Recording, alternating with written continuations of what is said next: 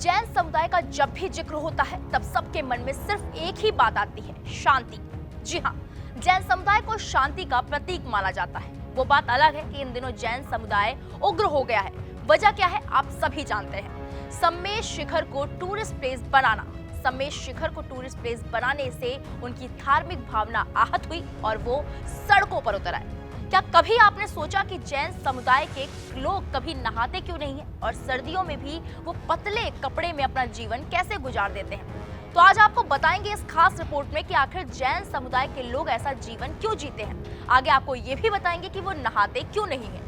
बता दें कि जैन धर्म में दो तरह के पंथ हैं, श्वेतांबर और दिगंबर। दोनों ही पंथों के साधु और साध्वियां दीक्षा लेने के बाद कठोर जीवन जीते हैं। वो सही मायने में मर्यादित और अनुशासित जीवन जीते हैं, जिसमें किसी भी तरह के भौतिक और सुविधापूर्ण संसाधनों का इस्तेमाल नहीं करते। श्वेतांबर साधु और साध्वियां शरीर पर केवल एक पतला सा सूती वस्त्र पहनते हैं। दिगंबर साधु तो कपड़े भी नहीं पहनते। इस पर जैन पंथ की साध्वियां जरूर एक सफेद वस्त्र साड़ी के तौर पर पहनती हैं।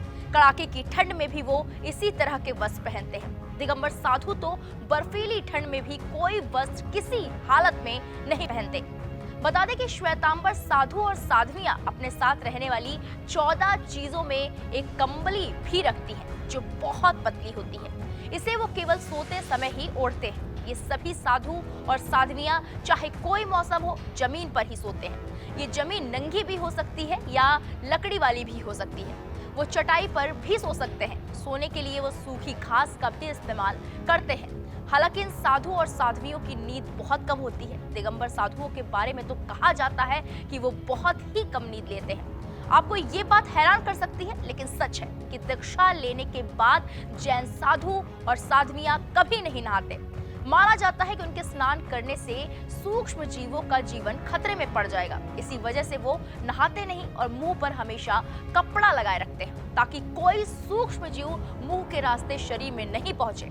कहा जाता है कि स्नान मुख्य तौर पर दो तरह का होता है, बाहरी और आंतरिक। सामान्य लोग आमतौर पर पानी से नहाते हैं, लेकिन जैन साधु और साध्वियां आंतरिक स्नान यानी मन और विचारों की शुद्धि के साथ ध्यान में बैठकर ही आंतरिक स्नान कर लेते हैं। उनके स्नान का मतलब होता है भावों की शुद्धि। जब तक उनका जीवन है तब तक वो इसी नियम का पालन करते हैं। लेकिन साधु और साध्वी ये जरूर करते हैं कि कुछ दिनों के अंतर पर गीला कपड़ा लेकर अपने शरीर को उससे पोंछ लेते हैं। इससे उनका शरीर हमेशा तरोताजा और शुद्ध लगता है।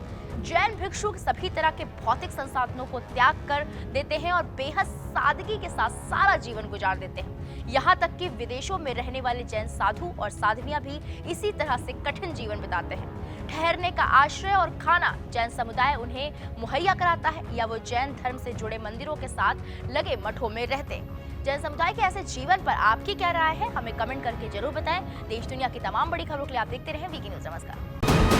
वीके न्यूज, राष्ट्र के नाम।